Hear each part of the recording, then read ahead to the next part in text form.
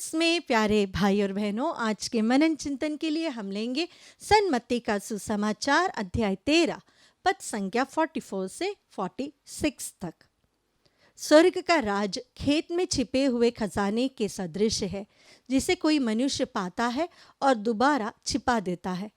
तब वह उमंग में जाता और सब कुछ बेचकर उस खेत को खरीद लेता है। फिर स्वर्ग का राज्य उत्तम मोती खोजने वाले व्यापारी के सदृश है। एक बहुमूल्य मोती मिल जाने पर वह जाता और अपना सब कुछ बेचकर उस मोती को मोल ले लेता है। प्यारे भाई और बहनों, आज इस वचन के ऊपर मनन चिंतन करते वक्त दो चीज़ें मेरे मन में आई जो मैं आपके साथ साझा करना चाहूँगी। जिस व्यक्ति को इस वचन के बारे में, इस प्रभु यीशु के बारे में मालूम है, उसका मूल्य मालूम है, वह अपना सब कुछ उस यीशु के लिए, इस वचन के लिए त्याग देगा, क्योंकि दान देने वाला ही जो गिफ्ट मिलता है उससे भी बहुत अधिक मूल्यवान है। जो देता है वो सबसे मूल्यवान इंसान है। हम आमतौर पर देखते हैं कि हमारा फायदा क्या होगा, हमें क्या गिफ्ट मिलेगा, हमें क्या रिटर्न में मिलेगा। लेकिन गिफ्ट के अलावा जो फायदा है उसे छोड़कर, जो प्रॉफिट है उसे छोड़कर हम वो व्यक्ति को अपनाएं जो यह देता है। जब हम प्रभु यीशु के बारे में समझेंगे, प्रभु के वचन के सामर्थ्य के बारे में समझेंगे, तब हमें इस दुनिया की बाकी सारी चीज़ें रबिश लगेगी। हमको उसमें कोई वैल्यू नहीं दिखेगा। संत पौलुस फिलिपियों के नाम पत्र अध्याय 3 पद संख्या 8 से वचन में कहते हैं, I consider everything as loss for knowing the surpassing value of Christ. क्रिस्त के बहुमूल्य ज्ञान के सामने मैंने इस दुनिया की सारी चीज़ों को कूड़ा समझा, रबिश समझा, कोई मूल्य का नहीं है।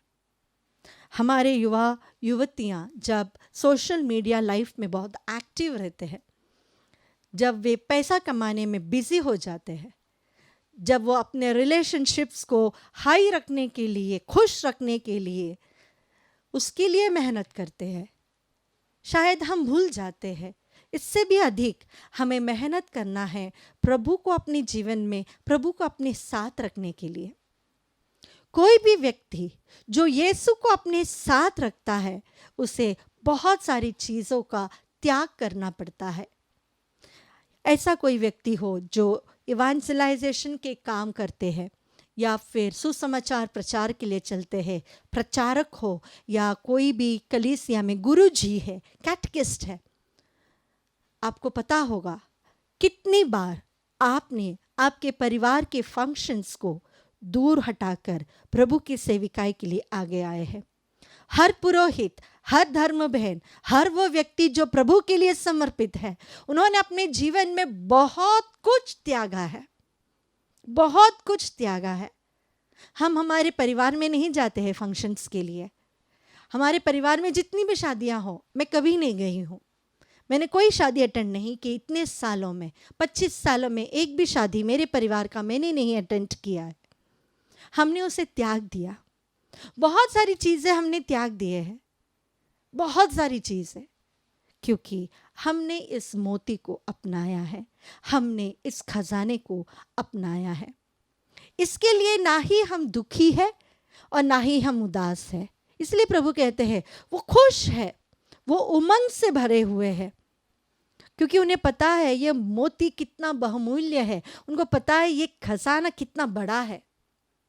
दूसरी बात, जब भी हम प्रभु की सेविकाई के लिए या प्रभु के वचन की घोषणा के लिए या प्रभु के मूल्य के अनुसार जीने के लिए कोशिश करते हैं, एक चीज का सामना हमें जरूर करना पड़ेगा, वह है सफरिंग्स, दुख, वेदना, पीड़ाएं, संकट, संघर्ष, अकेलापन, उदासीनता, कोई मदद करने के लिए नहीं, असहायता, लोनलीनेस, कोई समझता ही नहीं, lot of misunderstandings, lot of struggles.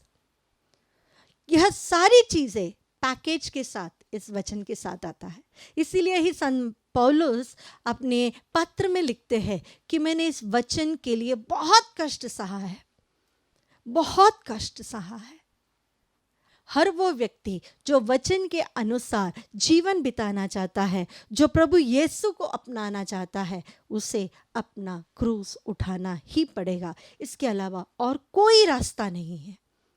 अगर एक प्रचारक, अगर एक धर्म बहन या एक फादर कहते हैं कि मेरे जीवन में कोई प्रॉब्लम्स नहीं, तो हम पूछ सकते हैं, क्या आप प्रभु यीशु के वचन के अनुसार ही जी रहे हैं? अगर हमने प्रभु यीशु को अपनाया है, प्रभु यीशु के वचन के अनुसार जी रहे हैं, तो हमारे जीवन में सफरिंग्स अनिवार्य है। इसीलिए हम कोशिश करें इस प्रभु को पाने के लिए, इस खजाने को पाने के लिए, इस वचन के सामर्थ्य को अपने जीवन में अपनाने के लिए दाम चुकाने के लिए तैयार रहे, बहुत सारी चीज़ों को त्याग करने के लिए तैयार रहे। और दूसरी बात, अपने जीवन में कष्ट, दुख, संकट, विपत्ति, इन सारी चीज़ों को खुशी के साथ स्वीकार करने के लिए तैयार रहे।